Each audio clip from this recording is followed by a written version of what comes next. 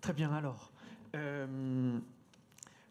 Nous allons lancer la deuxième plénière de cette matinée. L'idée ici sera de mettre en lumière certains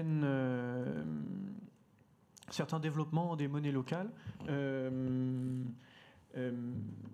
certaines coopérations qui existent d'ores et déjà sur les territoires entre collectivités publiques et monnaie locale, d'une part, et puis d'autre part d'évoquer des perspectives sur ce qui pourrait être mis en place à l'avenir, voilà, dans une perspective à la fois opérationnelle, mais aussi avec une ouverture juridique. Donc voilà, aborder un petit peu quelques exemples phares de ce qui peut exister aujourd'hui en termes de soutien des collectivités aux monnaies locales et de ce qui pourrait advenir demain dans cette dynamique favorable qu'on constate depuis maintenant quelques années et qui semble aller de l'avant.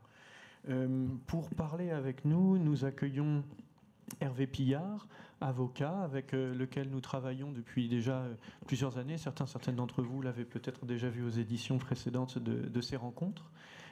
Emeline Baume, qui est vice-présidente de la métropole de Lyon. Jérôme Blanc, professeur d'économie à Sciences Po Lyon et membre du laboratoire Triangle. Vincent You, qui est adjoint au maire d'Angoulême et vice-président de Grand Angoulême, et Michael Medina, qui est co-ambassadeur de la Bulle, la monnaie locale d'Angoulême. Eh bien, pour commencer, je vais donc donner la parole à Emeline Baume pour nous présenter le soutien et l'implication de la métropole de Lyon auprès de la Gonette. Oui, ça fait la transition avec ce que vous avez, enfin ce qui a été amené spontanément dans le jeu. Question-réponse, je me rapproche. Avant juillet 2020, la Gonette, puisque c'est la monnaie locale d'ici, était identifiée comme acteur, en gros, du changement. Donc, avait une subvention. Je fais le début de l'histoire. Avait une petite subvention. Idem d'ailleurs côté ville de Lyon, pour être très clair. Au nom de l'action en faveur des acteurs de l'économie sociale et solidaire, mais un peu aussi, a essayé à plusieurs reprises de se raccrocher à la dynamique plan climat air énergie territoriale. Il y a eu un changement de majorité d'exécutif. On est passé d'un exécutif arc-en-ciel dans lequel des écologistes étaient présents et j'en faisais partie, à un exécutif écologiste et de gauche, dans lequel je fais toujours partie, mais les choses ont bien changé. Et là, la Gonette avait porté son plaidoyer pendant les campagnes métropolitaines et municipales. Les listes qui sont arrivées en responsabilité s'étaient engagées à soutenir cette dynamique territoriale de plusieurs façons. Une des façons étant de permettre aux élus locaux, donc là aux conseillères métropolitaines, aux conseillers métropolitains, mais aussi à des conseillers municipaux et des conseillères municipales, de percevoir tout ou partie de leur indemnité sur la base du volontariat, c'est super important, en Gonette. Donc nous l'avons voté, alors j'ai plus la date en tête, Jean-Vincent, je dirais au printemps dernier, avril-mai dernier peut-être. Ça met un peu de temps à se mettre en place et donc j'arrive sur le volet juridique et le revers de la médaille. C'est une chose de gagner les élections, on est redevable devant des collectifs citoyens de ce qu'on a entre guillemets promis, signé. En l'occurrence, il y avait une signature pour la Gonette. C'en est une autre quand on arrive aux responsabilités de parler aux agents de la fonction publique. Et là, je ne parle pas des chargés de mission ESS, je parle des juristes, par exemple, voilà, et de leur dire, et le payeur, enfin le côté, la régie de paiement, de leur dire, bah voilà, on va créer, parce que c'est ce qu'on a fait, un deuxième canal. Vous allez avoir un doublon de travail, voilà, parce que c'est ce qui se fait. Oui, c'est sur la base du volontariat, mais le plus simple, et j'ai une petite anecdote là-dessus, c'est quand même que les élus, du coup, passent à la Gonette numérique. Alors, c'est peut-être pas le cas de toutes les monnaies locales, mais nous, on a la chance d'avoir une monnaie locale qui est passée en numérique. Et donc moi, je fais partie de ces élus-là. J'ai un compte Gonette numérique que j'ai testé dans une librairie indépendante ce samedi, et c'est ça ma petite anecdote. Il faut avoir du réseau. J'étais dans Lyon et j'ai fait attendre une dizaine de clients pendant 45 minutes. Donc ça demande beaucoup de bienveillance. Voilà, je vous fais la petite anecdote. Mais c'est l'anecdote du temps que le laboratoire Triangle connaît bien et travaille bien. C'est juste pour vous dire, voilà, de la volonté, l'affirmation politique à la mise en œuvre. Anne-Laure le disait tout à l'heure, il y a un petit chemin. Et bien là, il y a eu le chemin de dialogue avec un directeur général adjoint en charge des ressources humaines, des affaires juridiques et des finances. Cette même personne, donc dans nos orientations, et pour le coup, je cite la ville de Lyon, a réussi à convaincre son administration un peu plus vite sur cet aspect-là. Il y a aussi le fait de pouvoir régler, enfin, on a la chance d'avoir des équipements culturels et sportifs d'envergure, et donc ça permettrait de populariser la monnaie locale. La ville de Lyon, sauf faire de ma part, hein, Jean-Vincent, a ouvert des régies de recettes pour l'ensemble de ces musées, sauf si je me trompe, municipaux. 5, voilà. Nous, c'est en travail. On a donc le musée des Confluences, vous savez, l'espèce de grosse chose qu'il y a à la sortie de la ville vers le pont de la Mulatière. Donc c'est en travail, mais ça n'a pas été voté. Voilà, c'est pour vous montrer, voilà, que selon c'est une question d'hommes et de femmes, hein, pour le coup, hein, d'agents, de conviction d'élus qui a réussi à convaincre des agents. Voilà, je voulais insister là-dessus. Ça paraît peut-être terre à terre et peut-être que ça va énerver certains citoyens représentants de monnaie locale, mais ça demande beaucoup de conviction. Et quand bien même c'est le cas pour Bordeaux, c'est le cas pour Besançon, vous avez en responsabilité des hommes et des femmes qui étaient engagés dans ces collectifs citoyens. Quand on passe de l'autre côté, moi j'y étais déjà, mais quand on passe de l'autre côté, on se rend compte à quel point il y a des mécanismes, des réflexes juridiques ceinture-bretelle qui font que les agents vérifient à 4 fois. Et je vous cite un dernier exemple qu'on a tenté, qu'on va retenter cette année. Et puis c'était pour répondre aux collègues. Et il y en a un qui a posé la question là sur les dynamiques internes au sein des organisations. On pourrait se poser. Il y a 9200 agents à la métropole de Lyon. Donc super, une énorme capacité à embarquer des gens. On s'est dit, tiens, l'année dernière, courant novembre, on est allé voir le comité des œuvres sociales et on a proposé, vous savez, il y a des bons cadeaux, je ne sais pas comment on le dit autrement, versés aux agents de la collectivité. Et donc, on a été plusieurs, agents et moi en tant qu'élu, à essayer de proposer, convaincre le COS d'y aller avec des gonettes. Ça a été refusé par les organisations syndicales. Ça a été refusé et ça a été extrêmement violent. Voilà. Dans les organisations syndicales, il y a des mouvements de gauche, hein, il y a des mouvements progressistes qui sont pour fixer la richesse sur le territoire, la faire circuler, créer des emplois, etc. C'est pour vous dire qu'il y a encore du chemin à faire. On va retenter. Ce sera peut-être pas bon cette année, ce sera peut-être bon l'année prochaine. Et moi, j'ai ma part à faire là-dedans, mais c'est pour, c'est pour dire aux collectifs citoyens, par exemple, ou au mouvement Sol, il y a le congrès de la CFDT à Lyon en février ou mars 2022. Faites pression pour qu'il y ait un temps de travail sur ce sujet-là, par exemple.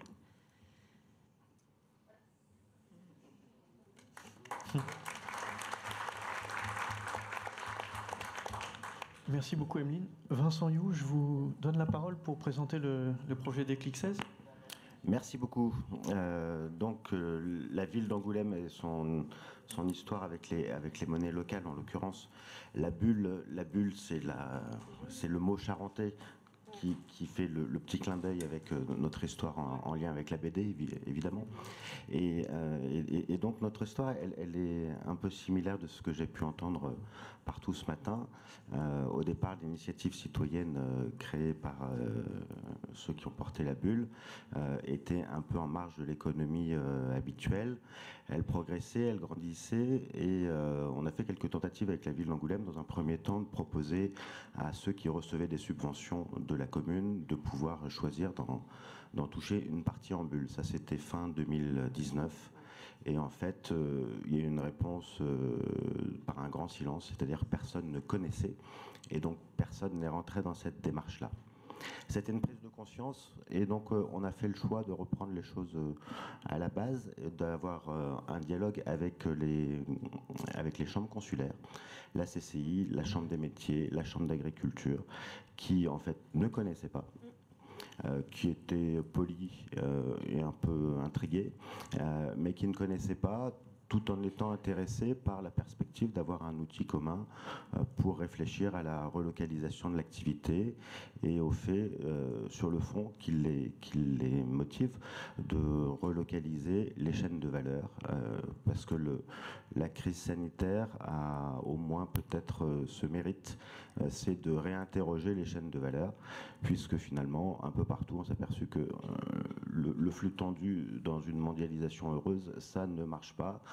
C'est un drame global et des misères locales, et qu'à un moment donné, eh ben, celui qui crée la maison individuelle, qui est en train d'attendre sur son chantier depuis quelques mois qu'une pièce vienne de l'autre bout de la Chine, il se repose la question lui-même pour son économie et pour son chiffre d'affaires de la pertinence de ces grands mouvements de bout en bout de la planète. Donc le fait d'avoir ce moment, le fait d'avoir l'historique d'une monnaie locale enracinée, avec 700 adhérents, je crois, il y a quelques mois, ça nous a permis d'aller sur une démarche où on a choisi d'avoir plusieurs actions. Une action de long terme sur les marchés publics, comme toutes les collectivités le font, mais c'est sans cesse à refaire et la jurisprudence évolue et on peut être intelligent et on peut être malin. Et donc à Angoulême, on a une forme de savoir-faire qu'on a voulu davantage partager avec les chambres consulaires. Deuxième point, un axe de conditionnalité. Après tout, on verse beaucoup d'argent public. La moindre des choses, c'est d'interroger ceux qui la reçoivent pour qu'ils justifient d'une circulation locale et qu'on ne soit pas avec un festival de la BD qui va plus dépenser à Paris pour ce qui nous concerne que dans l'économie charentaise. Et le fait de poser la question fait qu'il y a des choix qui se font différemment. Et peut-être la conditionnalité, à un moment donné, sera de leur dire on ne va pas vous demander de justifier des factures et de créer une administration supplémentaire pour justifier du décompte de l'usage local, mais on va vous proposer, bien naturellement, qu'une partie de votre subvention publique soit versée en bulle et que du coup la localisation soit évidente, puisque l'usage des bulles n'est que entre adhérents de notre territoire charentais. Et puis le troisième point, ça a été de se dire, pour pousser la monnaie locale, on va mettre du cash, de l'argent public. Et donc on est en train de créer actuellement, c'est vraiment dans notre actualité, 5800 comptes à 5800 personnes qu'on a remerciées pour leur action pendant la crise sanitaire. Et donc la collectivité leur crée un compte en bulle numérique où on dote de 50 € qui deviennent 50 bulles, ce qui fait 300 000 € qui vont circuler. Et dans le même temps, l'agglomération a choisi de payer l'adhésion des professionnels, parce que c'est un peu difficile d'aller chercher des professionnels qui sont loin au départ de ces réflexions, de ces réseaux, et de leur dire que la bonne idée qu'on veut partager avec eux, elle commence par leur demander de payer une adhésion. Donc Grand Angoulême paye l'adhésion de 300 professionnels, les 300 premiers qui viendront. Pour l'instant, on n'en est pas à 300, il y en a à peu près 150 complémentaires qui viennent de rentrer dans la démarche. Et donc, ce qui fait qu'on a un nombre d'adhérents qui est passé de 700 à 6500. Donc là, ça fait un flux. Un nombre de professionnels qui a dû gonfler aussi de manière importante. Michael le détaillera davantage.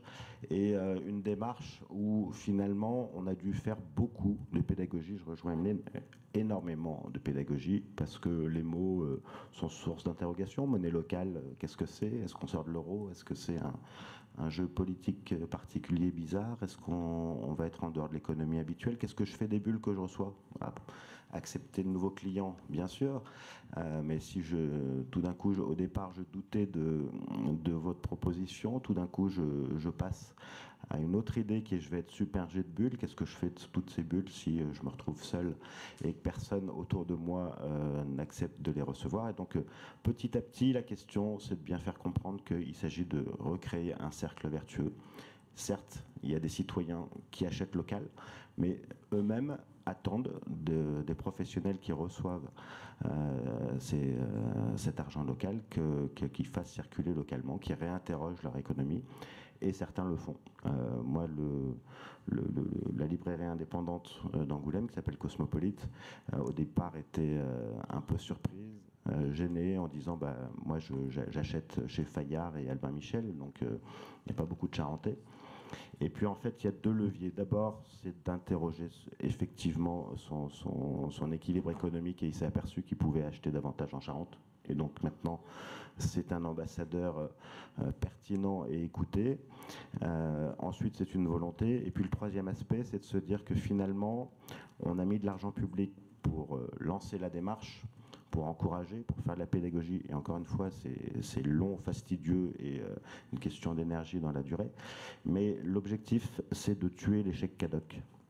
C'est de tuer l'échec cadeau, c'est de faire en sorte que les comités d'entreprise divers et variés choisissent librement de se dire qu'à un moment donné, le temps de citoyenneté peut parvenir aussi jusqu'à eux, parce que le chèque cadoc, finalement, c'est du commerce en ligne, c'est de l'achat à l'autre bout de la planète, et pour ceux qui sont acceptables chez les professionnels, c'est des coûts d'acceptation de frais de 10%, je crois en général, qui du coup sont un problème pour les commerçants. Donc je crois qu'il y a toute cette économie qu'il faut petit à petit remettre sur des bases plus territoriales.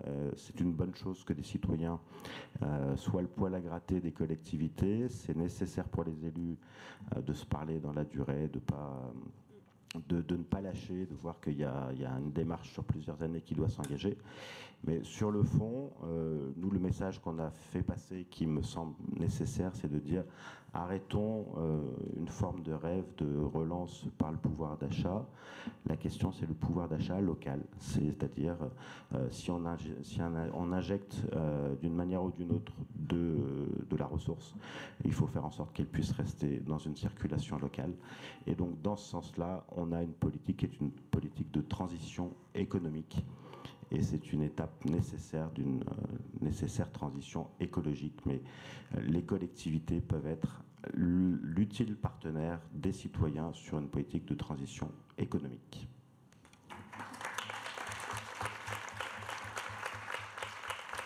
Merci beaucoup. Je vais passer la parole à Michael Medina pour nous présenter plus particulièrement le projet mis en place. Oui, bonjour. Alors, je vais essayer d'être aussi concis que le temps me l'impose. Moi, je vais revenir plus précisément sur les changements, les accélérations que cette opération que vient de nous présenter Vincent a induit au niveau de l'association, dans sa structuration, dans son fonctionnement et dans son organisation interne. Donc peut-être pour revenir un petit peu, pour bien comprendre, bien mesurer les chiffres, les bulles en circulation. En juin 2021, c'est 34 000. En novembre 2021, c'était 84 000 il y a une semaine quand j'ai pris les chiffres. Donc ça augmente. Les professionnels, on était à 120 en juin, on est à 250 en novembre de la semaine dernière. Les adhérents particuliers, on était à 650 en juin, on est à 1200 la semaine dernière en novembre. Et donc ces chiffres-là nous permettent de dire que en 5 mois, on a doublé, même plus, toute l'activité qu'on avait construite en 28 mois. Juste pour information, nous, on estime pouvoir atteindre le million de bulles en 2023. Donc cette avancée, elle a été possible notamment grâce au soutien, bien sûr, de la ville d'Angoulême et de l'agglomération de Grand Angoulême, notamment par la mise à disposition de 4 commerciaux à plein temps pendant 6 semaines. C'était une organisation inédite au sein de l'association, car on n'avait jamais concentré, nous, autant d'activité et d'intensité sur le démarchage professionnel. Et puis cette opération un peu coup de poing, comme on l'appelait, même si j'aime pas trop cette expression, j'en avais pas d'autre en tête, elle a beaucoup de ressources, qui a permis de monter, nous, dans nos équipes, en compétences sur la coordination d'une action commerciale rapide, efficace, et sur le pilotage, plus précisément, de la stratégie commerciale. Quelques exemples d'avancées sur cette stratégie commerciale. Comme a un petit peu évoqué Vincent, on a beaucoup travaillé en lien avec les chambres consulaires, notamment la construction d'une liste pour établir les pros à prospecter en priorité, lesquels il fallait qu'on s'oriente pour aller essayer de récolter leurs adhésions. Premier point. Deuxième point, on a fait pas mal de réunions d'information pour les professionnels dans les mairies, dans des groupements d'employeurs et autres endroits stratégiques, chose qu'on faisait très peu ou pas du tout avant. On a identifié aussi une chose qu'on ne faisait pas avant, c'était des pros qu'on appelle de second rang ou de deuxième ligne. Ce sont des professionnels qui ont une activité pour d'autres professionnels, qui n'ont pas forcément d'activité directe avec du particulier. Et donc ces pros-là nous semblent stratégiques pour pouvoir éviter les nœuds au niveau des flux économiques de la bulle. De la circulation de la monnaie. Et enfin, peut-être, nous, on a aussi évolué, au lieu de démarcher les professionnels en fonction de leur activité, on réfléchit aussi maintenant à l'influence des professionnels entre eux. On appelle ça des têtes de gondole. Donc on vise les professionnels qui vont être susceptibles d'être eux-mêmes ambassadeurs envers d'autres professionnels.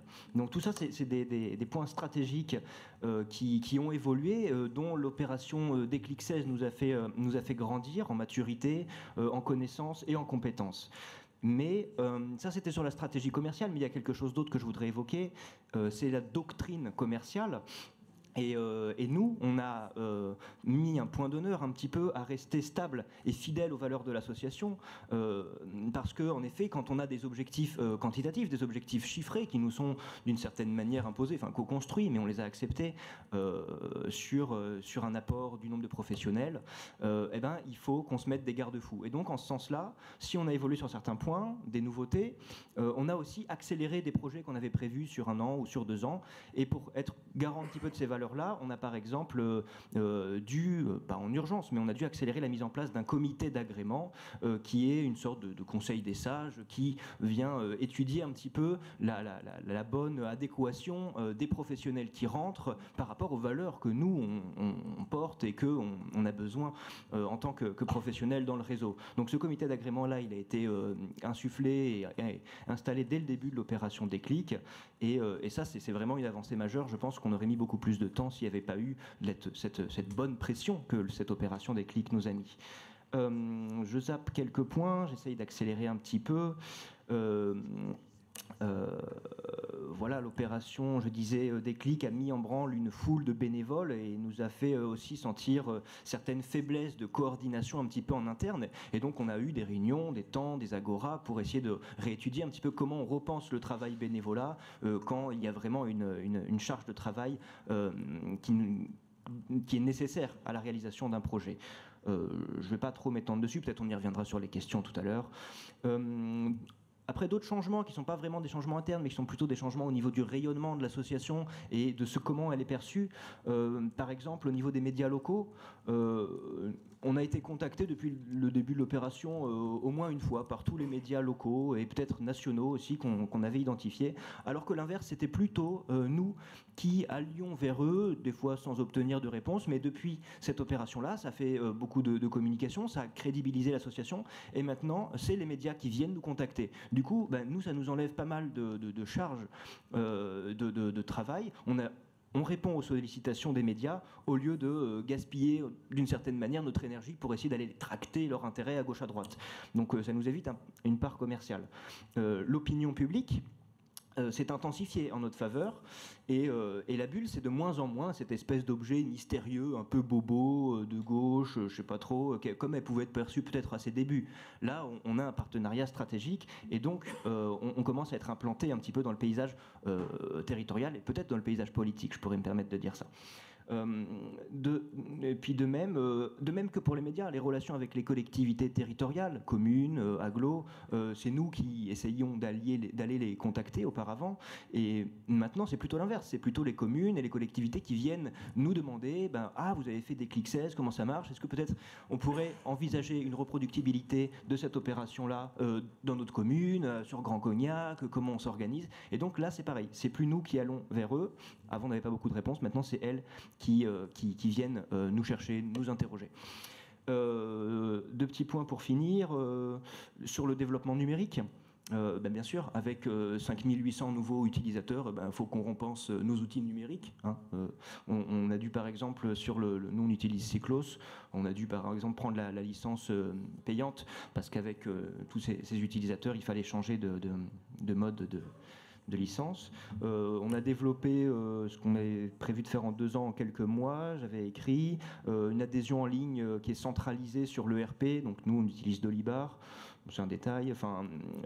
Et du coup, on a tout automatisé. Les pros qui rentrent, le compte est créé automatiquement. Ça actualise la carte des professionnels si c'est un professionnel qui a rentré, le catalogue des professionnels avec. On a la fiche du tiers et du prospect ou du client dans Dolibar qui est directement affichée. Donc on a tout qui est centralisé, automatisé. Et donc on a été beaucoup plus un peu pressé, mais au moins on a un travail informatique qui est au moins opérationnel et qui permet d'absorber cette opération-là. Pour conclure, je pense que ce type d'opération partenariale, moi j'inviterai toutes les collectivités, mais également toutes les associations de monnaie locale à s'engager dans des dialogues, dans des discussions pour essayer de construire une action de cette sorte-là, parce que ça crédibilise l'association, ça fait grandir en maturité, en compétences et aussi en synergie l'association, parce que quand on est engagé dans des projets comme ça motive des équipes de bénévoles qui sont derrière, ça motive les salariés qui sont dans l'association, ça motive les stagiaires, ça motive les utilisateurs à utiliser des bulles, ça motive tout le monde. Donc je pense qu'à plusieurs étages, à plusieurs niveaux, sur l'ancrage social, sur l'ancrage politique, sur l'ancrage territorial de la monnaie, ces actions-là, je vous inviterai à essayer de les recréer dans vos territoires. Merci.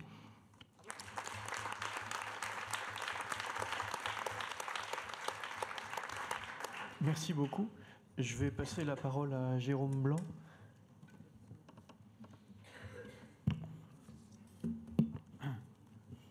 Merci, je vais me permettre d'enlever le masque pour parler. Merci de cette organisation et de cette invitation. Je crois que la dernière fois, c'était à Grenoble. Entre-temps, il s'est passé bien des choses. Et je suis très heureux qu'on puisse avoir des rencontres de ce type de nouveau. Alors, ma parole va être un petit peu différente de celle qui précède. C'est une parole depuis une position, j'allais dire semi-extérieure, mais d'observateur, en tout cas, observateur du point de vue de la recherche, et observateur aussi après 10 ans et plus d'existence de monnaie locale en France, et observateur à partir d'expériences similaires dans différents pays du monde. Et ce que je vais essayer de faire là, c'est de prendre une position autour des monnaies locales en tant qu'outil au service d'objectifs de transformation sociale et écologique du territoire dans le cadre d'une démocratie renforcée.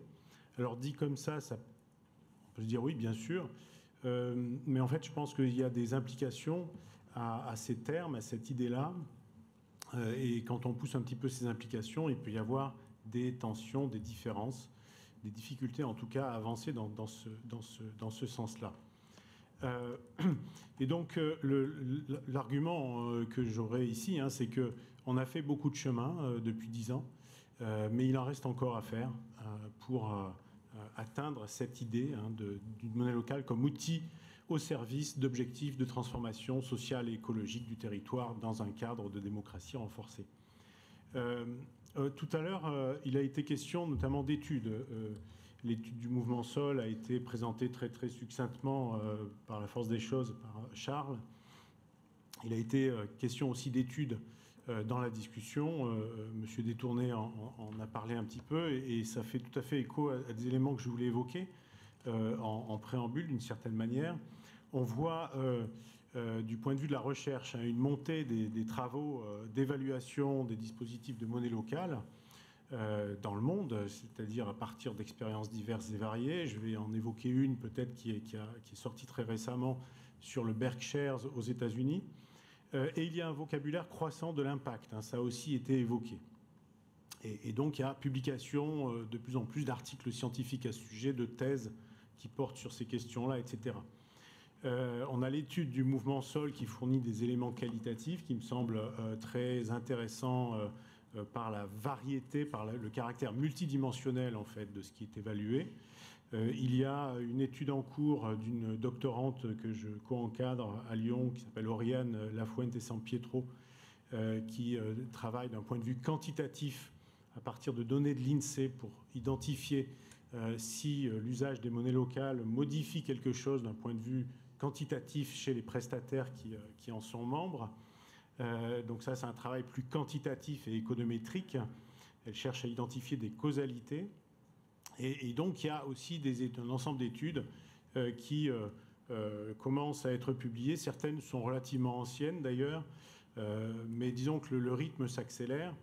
Et ces études, en fait, celles qui sont publiées dans des revues à comité de lecture, fournissent des éléments ambigus et pas forcément très positifs. Et je voulais l'évoquer parce que ces études-là, comment dire, je ne vais pas aller dans la tambouille de la recherche et des contraintes de publication, mais ces études doivent trouver un débouché dans des articles avec un nombre de pages ou de caractères limités. Et donc, en fait, elles réduisent considérablement pour aboutir à une conclusion ce qui est étudiable, en quelque sorte. Et l'étude la plus récente, qui est extrêmement décevante par sa constitution même, mais pas dans ses conclusions, porte sur le Berkshires, qui nous dit que ça n'a aucun effet. Le Berkshires n'a strictement aucun effet. Et vous pouvez trouver d'autres études qui évoquent exactement, qui aboutissent exactement à la même conclusion. Une relativement ancienne, Krohn et Snyder, en 1998, là encore aux États-Unis. Et ces études, attention, vous risquez, nous risquons d'en entendre parler parce qu'elles sont publiées dans des grandes revues. Ces études cherchent à évaluer si les monnaies locales ont eu des effets en termes de nombre d'entreprises sur le territoire, en termes de taux de chômage, en termes de revenus par habitant. Ça, c'est sur le Berkshires. Conclusion, non. Je pense qu'il n'était pas nécessaire de faire une étude économétrique poussée pour aboutir à cette conclusion. Et qu'en réalité, l'intérêt de telles études n'est pas de chercher des impacts très précis, quantitatifs sur des points de ce type, mais davantage du côté de ce qu'a pu faire le mouvement Sol, c'est-à-dire, en fait, essayer d'élaborer un ensemble d'indicateurs qui montrent la richesse des effets possibles des monnaies locales. Alors, cela dit, ça n'exonère pas non plus les monnaies locales de questions sur leur impact et toutes les dimensions qualitatives qui ont pu être identifiées dans l'étude du mouvement Sol. D'une certaine manière, ça ne met pas fin au débat.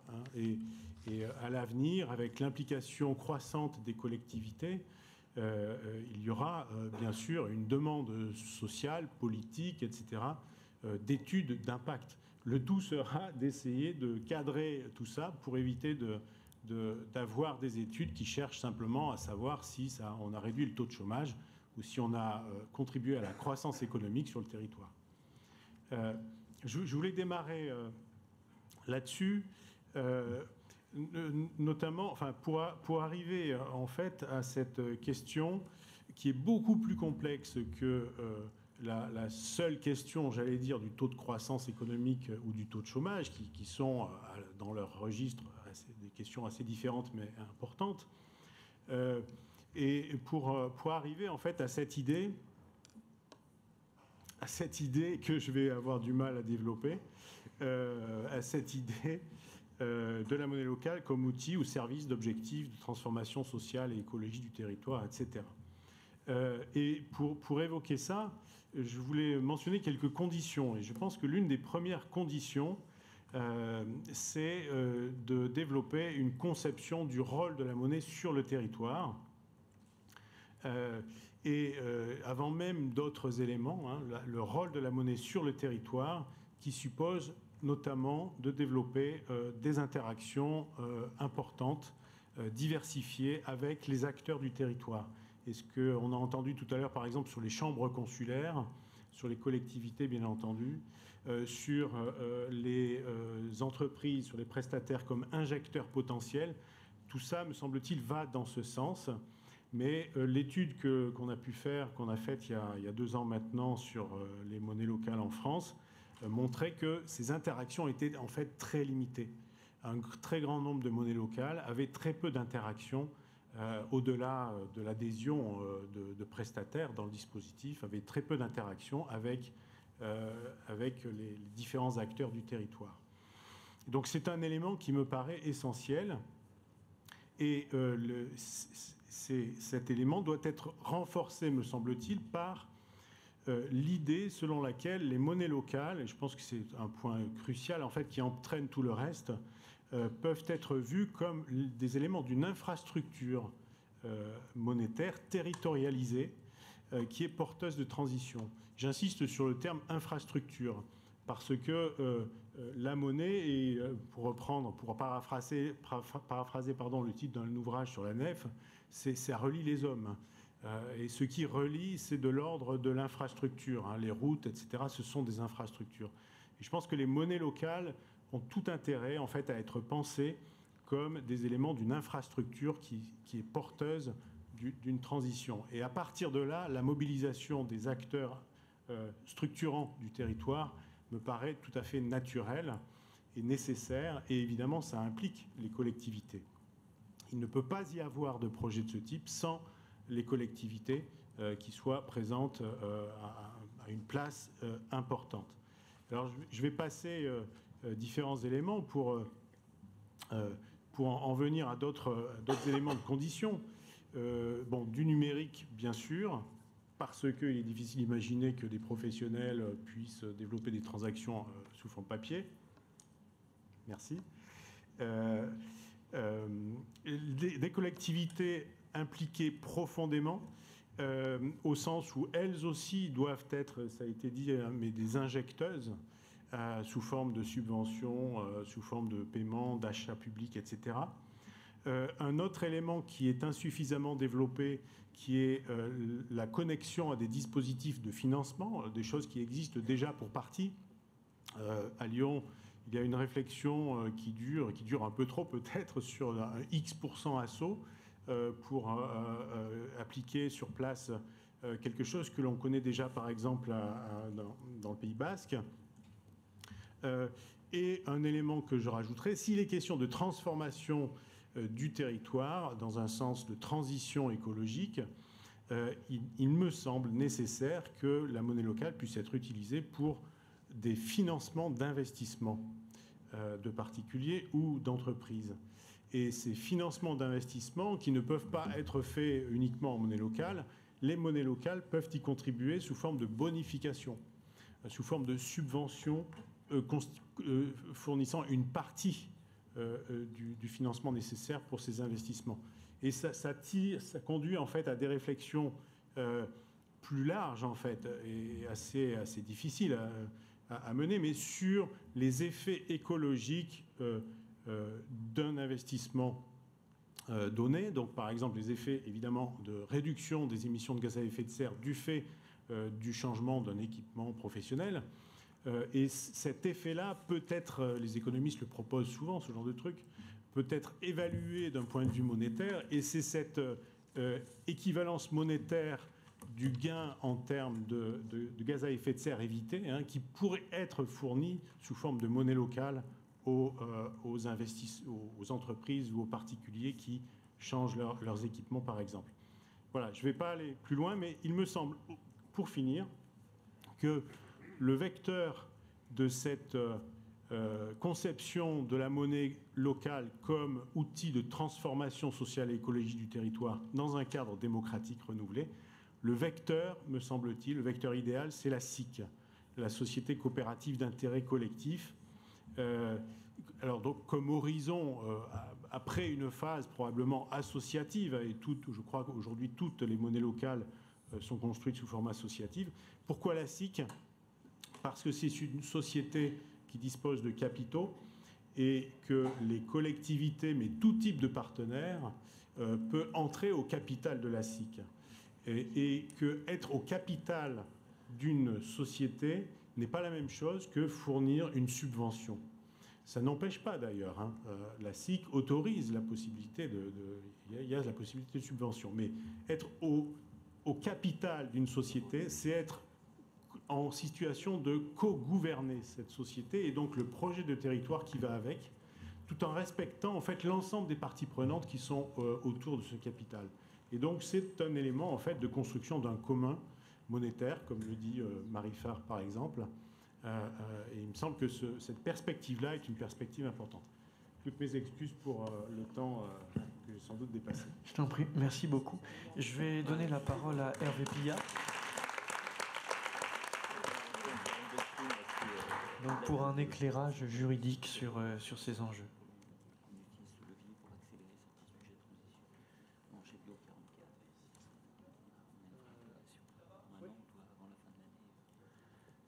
Et tu vois que là-haut, tu as l'écran.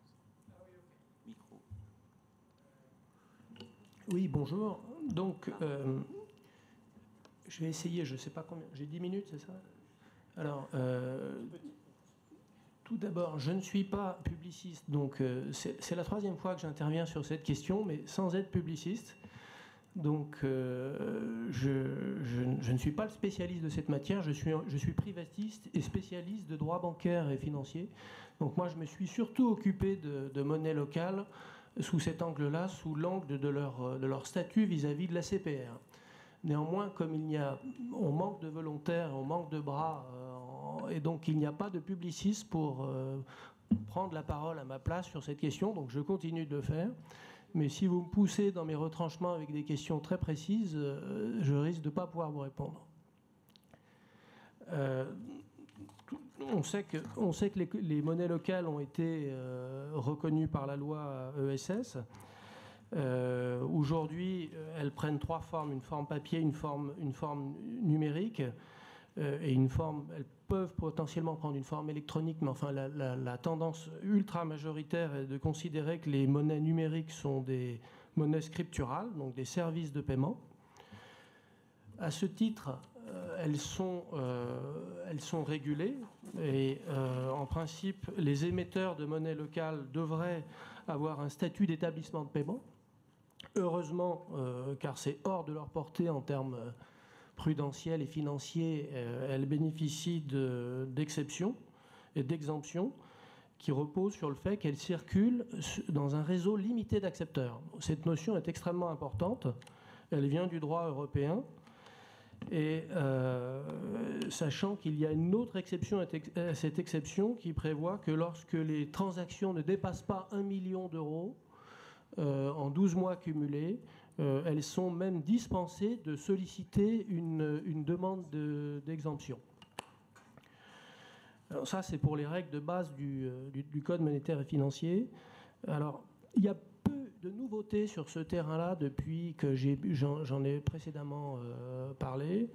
La CPR a une position qui résulte d'un document que vous pouvez trouver sur Internet, qui est la position 2017 P01 d'octobre 2017, dans lequel elle explique, guidée par une jurisprudence du Conseil d'État de 2013, que les critères du réseau limité doivent être objectifs et que le critère géographique est admissible.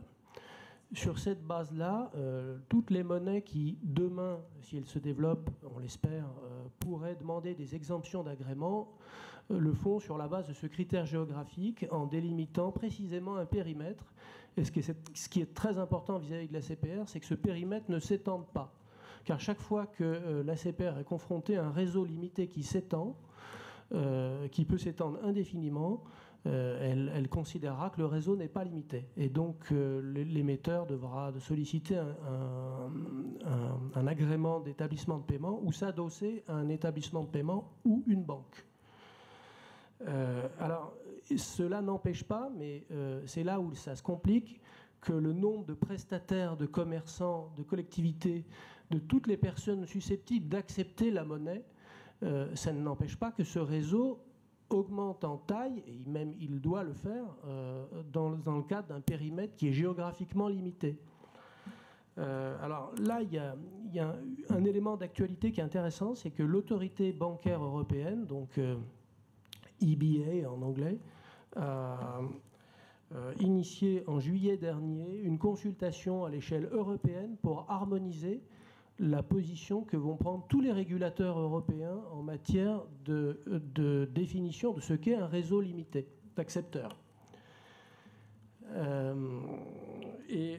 Cette consultation a donné lieu d'ailleurs à une prise de position à laquelle nous avons participé. Le seul s'est a bien voulu soutenir notre position, car l'ABE, ça c'est le point positif, a considéré que le critère géographique n'était pas défini a priori et que ce sont aux demandeurs, ce sont aux émetteurs d'un instrument de paiement circulant dans un réseau limité d'en faire la justification et donc de démontrer que ce réseau est limité. Et l'ABE a admis justement qu'une région historique, par exemple, a specific region with local producers of goods and services, et pouvait définir un cadre de réseau limité. Donc ça, c'est une bonne chose. Mais elle a ajouté d'autres critères qui sont un peu plus inquiétants et dont la CPR pourrait s'inspirer. C'est qu'elle a envisagé qu'on pourrait compléter ces critères par un nombre maximum d'accepteurs. Et je suis assez persuadé que la CPR va s'empresser de s'engouffrer là-dedans.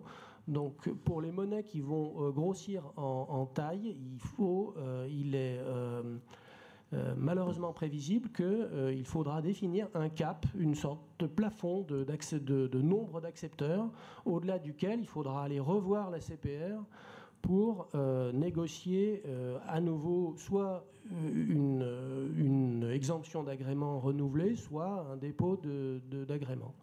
Alors nous, ce que nous avons pris comme position vis-à-vis de l'ABE, on va voir si elle nous entend, étant précisé que ces lignes directrices n'entreront en vigueur qu'en octobre 2022, c'est que nous avons attiré son attention sur le rôle social de ces monnaies et leur rôle d'intérêt général, et qu'elles ne pouvaient pas être jugées à l'aune des projets commerciaux qui sont habituellement sous cette législation. Et on a attiré son attention, on lui a demandé de considérer que le critère géographique était suffisant et que ça serait une absurdité que de freiner le développement de ces monnaies en instaurant des montants absolus dans le nombre de prestataires ou de personnes qui peuvent accepter ces monnaies. Bon, on verra. Ça, c'est pour l'actualité, on va dire, vraiment les choses nouvelles par rapport aux précédentes interventions. On verra si l'ABE nous entend et si donc la CPR se rangera à une position qu'on espère plus favorable de l'ABE.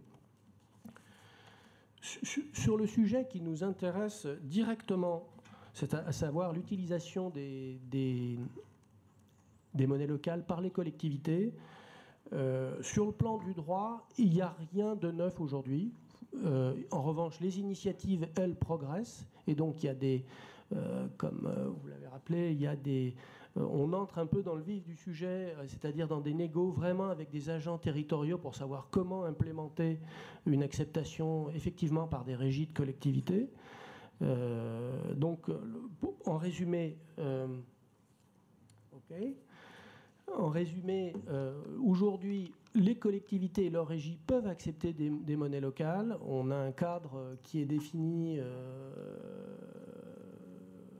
Voilà, je vais en arrière là. Voilà, pardon, mais vous aurez ces slides, hein, bien sûr. Donc, on a une fiche de la DGFiP, de la Direction Générale des Finances Publiques, qui donne les conditions.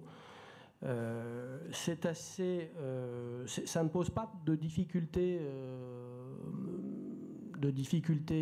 particulières. C'est simplement un process à mettre en place, donc des agents à mobiliser, ce qui évidemment prend du temps. La limite de l'exercice, c'est que on ne peut pas avoir aujourd'hui un bouclage en monnaie locale parce que la dépense n'est pas possible en monnaie locale par les collectivités parce qu'il y a un texte qui fait obstacle. C'est la position des autorités, le fameux arrêté du 24 décembre 2012, pris en application du décret du 7 novembre 2012, le grand décret de la comptabilité publique. Donc les autorités se retranchent derrière un article de cet arrêté pour dire que la dépense en monnaie locale n'est pas possible.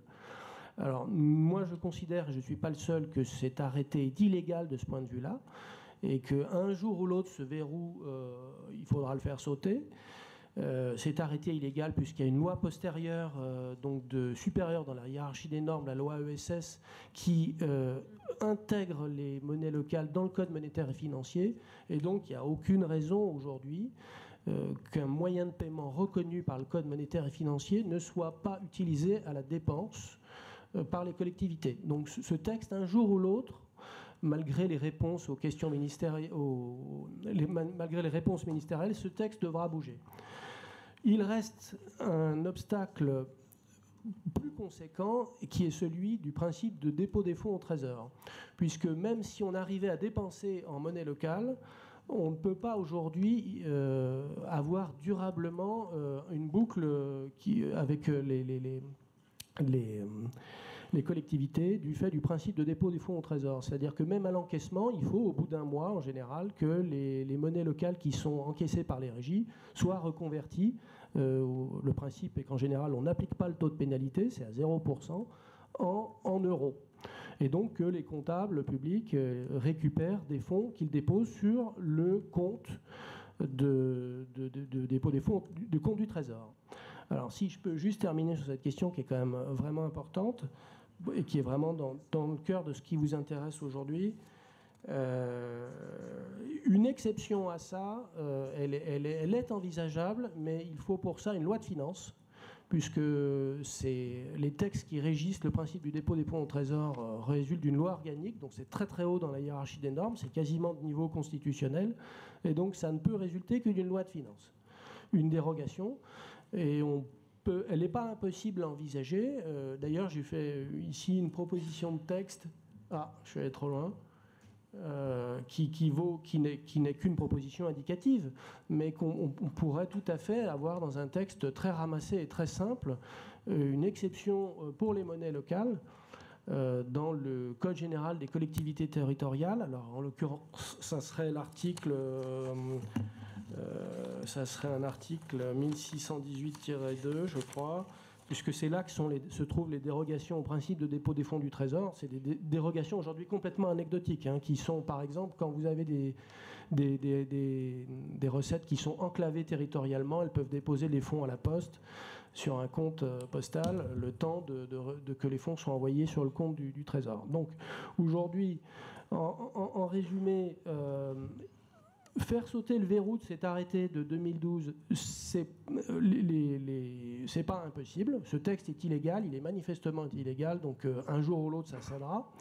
Et modifier en revanche le principe de dépôt des fonds au Trésor pour créer une exception pour les monnaies locales, pour leur permettre un bouclage total, ce qui serait quand même beaucoup plus simple que le truc aujourd'hui qui a été mis en place par l'OSCO, qui fonctionne, qui a été validé par les préfectures, qui consiste à donner un mandat à l'encaissement, c'est-à-dire que le créancier adhérent à une monnaie locale donne un mandat à l'association émettrice pour recevoir en son nom et pour son compte les paiements qui sont faits en euros par les collectivités à l'association émettrice, qui donc, ce sont des paiements en euros, ce ne sont pas des paiements en monnaie locale, mais il y a un mandat à l'encaissement donné par tous les créanciers adhérents pour que ces fonds en euros soient convertis par les associations émettrices en monnaie locale et donc inscrites en compte sur le compte du créancier.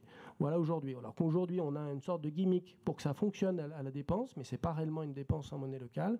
Et à l'encaissement, on est obligé, au bout d'un mois maximum, de reconvertir en euros, compte tenu de cet obstacle du principe de dépôt des fonds au Trésor. Donc, une petite difficulté et une grosse difficulté. Donc, il y a encore un long chemin il y a encore un chemin à parcourir. Il n'est pas impossible, mais dès lors que les collectivités seront convaincues de l'intérêt de ces dispositifs, elles se saisiront certainement de cette question.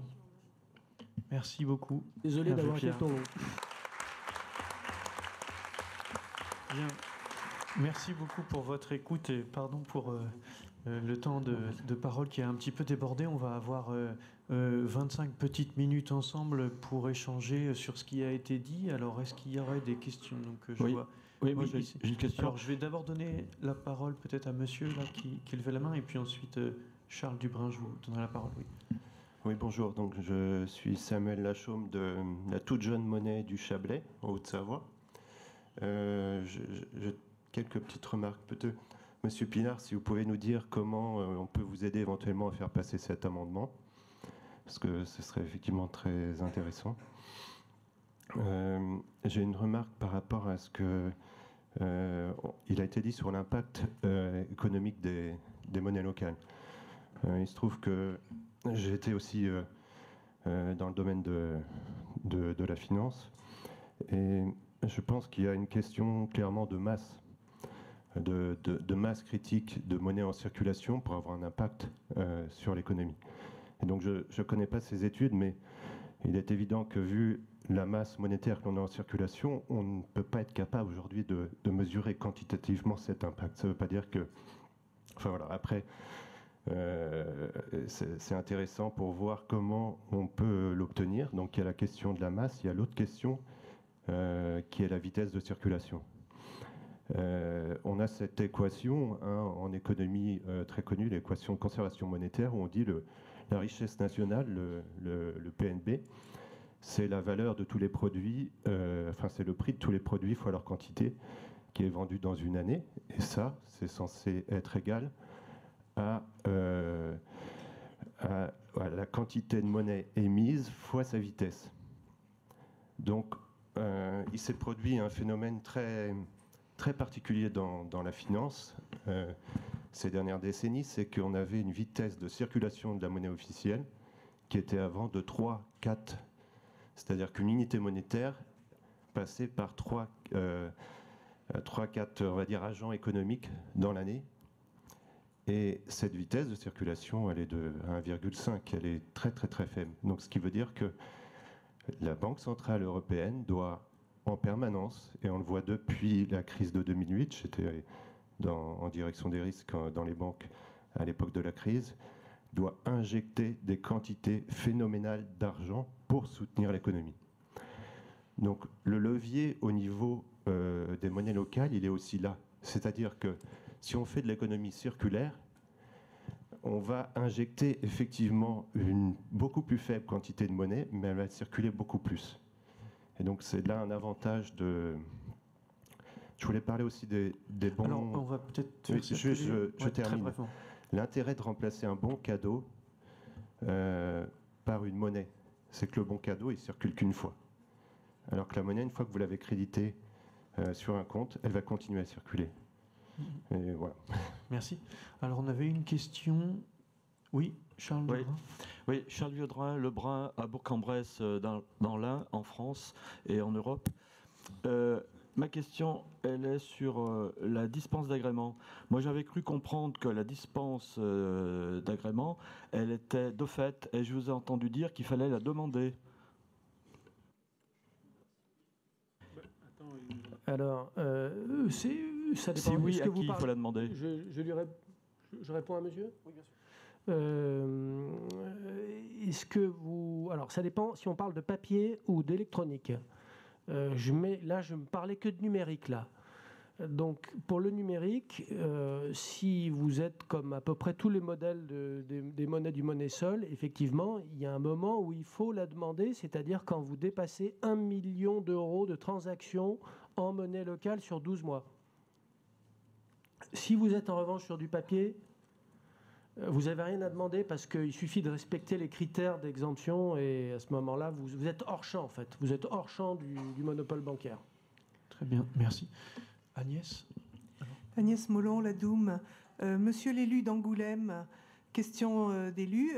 À combien cela a-t-il revenu pour la collectivité en termes de mise à disposition de salaire et tous les frais que ça a pu représenter? Je ne suis pas sûr qu'il faille faire l'addition. Pour maintenir l'unanimité du vote de Grand Angoulême, écoutez, il y a eu une première enveloppe de 30 000 € pour financer l'adhésion des 300 premiers professionnels qui voudraient rentrer dans la démarche. Donc ça, c'est une enveloppe réservée. Pour l'instant, il y a la moitié qui a été consommée. Ensuite, il y a 5 800 x 50 € plus 5 € d'adhésion de frais de gestion. Donc ça nous fait 260 000 et quelques, et plus 4 ambassadeurs qui ont été payés par la ville et l'agglo. Certains 6 semaines, et puis le dernier d'entre eux 4 mois. Parce qu'en fait, au bout des 6 semaines, il y avait encore besoin de beaucoup de pédagogie. Et pour être complet, on est en train de réinjecter 2 personnes là, parce que l'accompagnement des professionnels, aujourd'hui les comptes se créent. Et le problème que l'on a, et que j'expérimente tous les jours, c'est que je fais comme un citoyen, je viens avec mon application essayer de faire mes achats localement chez un professionnel qui a adhéré gratuitement, et en fait ces salariés ont vaguement retenu une histoire de bulle, mais alors comment faire et est-ce qu'ils feront confiance aux clients, ça c'est pas complètement acquis. Donc il y a besoin d'être sur le terrain pour faire en sorte que l'ensemble de l'équipe des commerçants concernés soit bien formé, et quand on les invite à des formations, ils ne viennent pas. Donc voilà, j'ai pas fait l'addition tout ça, mais après il y a une cohérence de fond avec la dynamique nationale qui est Cœur de Ville, Action Cœur de Ville, avec le souhait fondamental de faire en sorte qu'on maintienne des commerces indépendants, et donc c'est dans le cadre de notre action sur le plan commerce, et donc tout ça fait qu'on peut mobiliser des budgets et du temps humain aussi dans les services concernés, et donc l'addition, elle est aussi de considérer qu'on va sur différents registres de compétences de la collectivité. Merci beaucoup. Alors, donc, j'ai une question ici, madame, puis vous, monsieur. Oui, bonjour. Je voulais vous remercier tout d'abord pour ces témoignages qui sont vraiment inspirants, et on sent l'énergie. Et pour, en tant que chargée de mission à Bordeaux Métropole, nouvellement arrivée, c'est vraiment très important d'avoir ces partages. J'avais peut-être deux petites questions pour en savoir un peu plus sur le versement des indemnités. Donc à Lyon, élus et agents, quelle est la part en fait exactement? C'est que élus. Hein. Il n'y a que les élus métropolitains. Sur la ville de Lyon, c'est en place, mais je ne suis pas sûre que ça ait commencé. Et la ville de Villeurbanne, ça arrive. Ils l'ont voté, mais ce n'est pas mis en place. Et c'est un pourcentage? C'est mis en place sur Lyon aussi. Ouais, sachant qu'on n'a pas fixé d'objectif. Enfin, j'ai pris soin de le dire, c'est sur la base du volontariat. Donc on n'a pas dit. On a fait passer le message au groupe de la majorité en disant il faut y aller, quoi. On n'a pas cassé les pieds au service pour 2 personnes. Mais voilà. Et alors pour les agents, je reviens sur mon plaidoyer vers les organisations syndicales. C'est pas fait. Je dis pas que je m'y collerai pas, mais c'est pas fait pour l'instant. D'accord. C'est pas la totalité de l'indemnité, si? Non, ça peut être la totalité, mais en l'occurrence, les élus qui se sont positionnés ont pris une partie. Et c'est le serpent qui se mord la queue, mais en gros, on retombe sur, j'en suis un exemple parfait, des élus de plein centre-ville. On a pas mal d'élus de la majorité qui sont extérieurs à la zone centre et qui n'ont pas pris la gonette parce qu'ils ne peuvent pas dépenser la gonette sur leur territoire. Okay. C'est entre 5 et 10% de leurs indemnités en général. D'accord, merci. Merci. Dont les présidents et maires d'agglomération, c'est symbolique et important. D'accord. Ok. Et concernant la bulle, j'avais peut-être une question sur qui a initié ce partenariat stratégique. Est-ce que c'est plutôt la collectivité ou l'association? Et ensuite, sur la structuration des compétences, je trouvais intéressant de retrouver des compétences commerciales qui semblent très stratégiques pour le développement du réseau. Et je voulais juste savoir combien de TP vous avez aujourd'hui dans l'association et quelle est justement la répartition des compétences actuellement. Et enfin, sur la question des indicateurs, des critères en fait, d'évaluation de l'impact, je me demandais si on ne pouvait pas trouver des critères quantitatifs, mais qui ont plutôt trait à la dynamisation territoriale.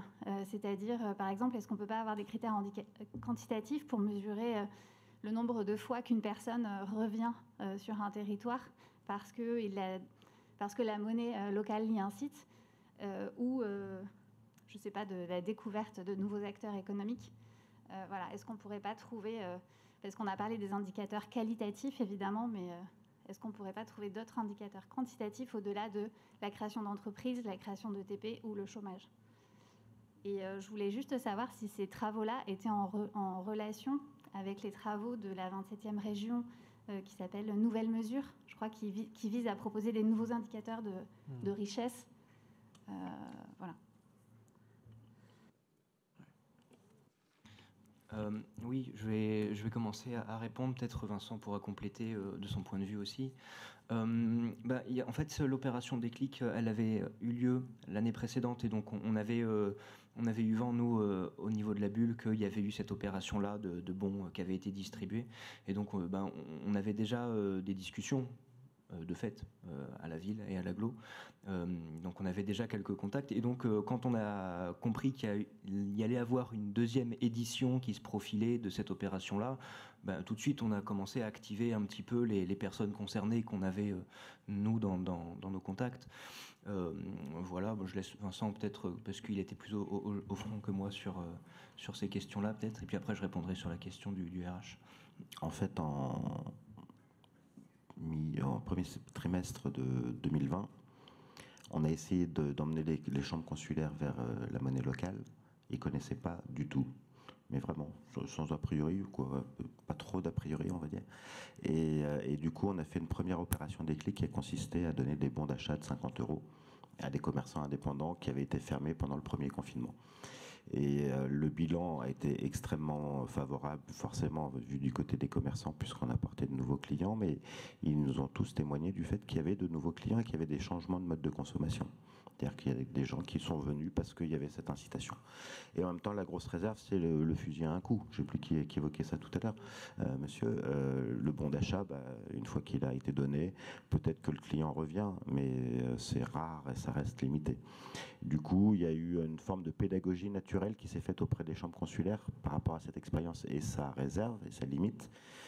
Et donc, la suite, elle a été facilitée par le passage en numérique de la bulle. En 2020, la forme numérique MICA n'existait pas, je crois.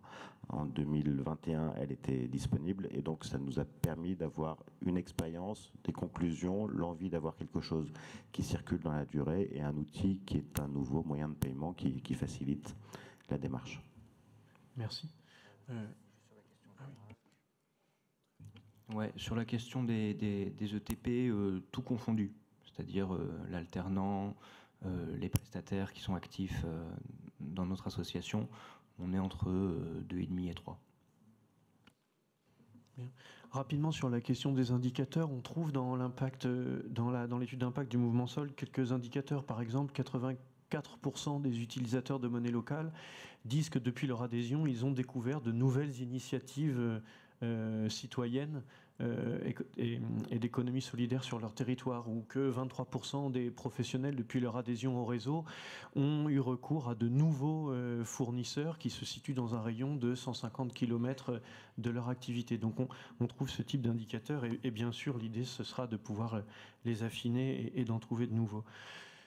Je vais passer la parole donc à Madame, ensuite Jean-Christophe, Olivier. On va pas pouvoir tout prendre, hein, mais comme on le disait, à midi on pourra échanger, et puis on pourra aussi évidemment creuser ces questions lors des ateliers.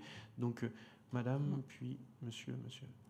Bonjour, donc je suis Stéphanie, je travaille à la ville de Lyon, et je vais participer dans quelques semaines à la formation des collègues des régies qui vont accepter la gonette. Je remercie vivement la gonette de m'avoir transmis l'invitation à ces rencontres, parce que moi, ça m'a nourri dans le discours que je vais porter auprès de mes collègues, parce qu'il y a vraiment cette notion de pédagogie et d'ambassadeur. Et c'est comme ça que j'aborde cette formation que je vais organiser et faire à mes collègues. Déjà, pour les régisseurs, il a fallu essayer d'adoucir les freins au changement. Et je suis régisseur, donc je sais de quoi je parle. Et je rejoins tout à fait le constat que faisait Madame Baume. Il y a des résistances. Et juste avant de parler vraiment des régies, un petit point sur le développement du paiement des indemnités, d'une partie des indemnités des élus. Le Trésor public, qui est notre comptable, qui est le comptable des collectivités, mécaniquement nous dit, à un moment, on ne pourra pas traiter s'il y a trop de demandes. Voilà. Donc, c'est la limite malheureusement de cette solution. Et la dernière question que j'adresse en toute bienveillance à cette gentille assemblée: qu'est-ce que je peux répondre à des esprits grincheux qui risquent de me dire quel est l'intérêt pour les collectivités, pour les régies, d'accepter des gonettes, puisque le cercle vertueux s'arrête. Et comme le redisait Monsieur Pillard, nous sommes obligés dans les collectivités de reconvertir en euros pour le versement auprès de notre comptable, auprès du Trésor public. Merci. Bien, je vous en prie. Je veux bien répondre au dernier point. Parce que c'est fondamental. C'est-à-dire que nous, on a évolué. Au départ, on entendait dans le réseau des monnaies locales qu'il fallait à tout prix cette implication des collectivités qui ouvrent leur régie. Et puis, de fait, je pense que il faut voir que la circulation est entachée à chaque fois qu'il y a un euro qui revient et qui cesse de circuler, c'est un recul. Mais au demeurant, c'est une légitimité qui est apportée par les collectivités. C'est une sécurité pour les commerçants. Nous, à Angoulême, on a permis aux commerçants des halles, donc dans la diversité des producteurs, production alimentaire, ou des cavistes ou des traiteurs, qu'ils puissent payer leur loyer en bulle, et donc c'est une sécurité parce qu'ils sont aujourd'hui en train d'accepter de basculer dans une forme de transition en ayant une crainte d'avoir trop de bulles et insuffisamment de fournisseurs. Donc c'est une légitimité. De la même manière, on permet à tous ceux qui payent des droits de terrasse de les payer en bulle. On permet à ceux qui payent un abonnement stationnement pour les professionnels de le payer en bulle. Et toute l'agglo permet à tous les professionnels de payer la régie d'eau en bulle. Mais on ne le fait que pour les professionnels, parce que pour le faire pour des particuliers, pour le coup, ça serait autant de sorties de la circulation locale. Donc la collectivité a mis de l'argent sur la table pour créer des bulles, créer des comptes. Elle en met pour légitimer la démarche et pour que des commerçants hésitants se disent, bon, après tout, il y a des facteurs qui me laissent à penser que c'est sérieux, que je ne vais pas me retrouver tout seul face à mon problème. Mais on n'ouvre pas plus que ça les régies aux particuliers pour éviter qu'il y ait des sommes qui disparaissent de la circulation. Bien, merci. J'apporterai un élément complémentaire par rapport à la difficulté des comptables publics possible si de plus en plus de monde souhaitait être payé en monnaie locale dans le cadre légal actuel. En effet, le cadre actuel rend la chose possible mais difficile, et c'est tout l'objectif de ce qu'évoquait Hervé Pillard tout à l'heure, de pouvoir proposer une exception à l'obligation de dépôt des fonds au Trésor. Donc le mouvement Sol y travaille aujourd'hui. Je ne sais pas si l'argument pourra faire mouche au niveau local auprès de vos collaborateurs, collaboratrices des régies, mais lorsqu'on prend un pas de recul au niveau national, ce qui est sûr et certain, c'est que dans la défense de cette évolution juridique auprès tantôt du gouvernement ou du Parlement, on aura besoin du soutien des collectivités territoriales à nos côtés. Alors là, je prends vraiment la casquette Mouvement Sol. On aura besoin de votre soutien à nos côtés pour dire oui, nous avons besoin de faire évoluer le cadre juridique en ce sens. Et si le oui collectif des collectivités territoriales concerne 4 ou 5 régies, ça n'aura pas beaucoup de poids. S'il concerne 500 ou 5000 régies, ça en aura déjà davantage. Donc ça, en tout cas au niveau national, voilà, ce sera vraiment important de montrer que on n'est pas, comme on disait tout à l'heure, dans un épiphénomène ou dans un micro-phénomène, mais bien dans quelque chose qui concerne de très nombreuses régies, et ça facilitera l'avancée du droit. Alors, une toute dernière question ici, et puis on pourra passer ensuite. Jean-Christophe. Jean-Christophe Léonard, donc je suis à la PIV, la monnaie de Franche-Comté, monnaie locale régionale de Franche-Comté, et je suis très intéressé par le sujet de la SIC. Et je pensais que légalement, il n'était pas possible de passer en SIC parce que c'était dans la loi des associations qui devaient porter la monnaie locale. Et je voulais avoir cette confirmation. Vous pouvez passer en SIC ? Oui, bonjour. Non, en fait, ce n'est pas nécessairement des associations, ce sont des acteurs de l'économie sociale et solidaire identifiés à l'article 1 de la loi. Donc, ça peut être des fondations, même des sociétés de capitaux, pourvu qu'elles adhèrent aux critères de l'ESS. Non, vous pouvez tout à fait l'avoir avec une SCIC. Une SCIC SUS, par exemple, c'est bon ? Oui. Ah, super. Très bien. Merci beaucoup. Alors, on va tout doucement conclure cette matinée. Comme vous le savez, un déjeuner nous attend. Donc rendez-vous dans la salle Louis Pradel. Oui, il y a une dernière intervention. Alors vraiment très très brièvement. Non, mais très courte, c'était juste Anthony Poulain de Besançon, adjoint en finance. J'aurais plein de choses à dire.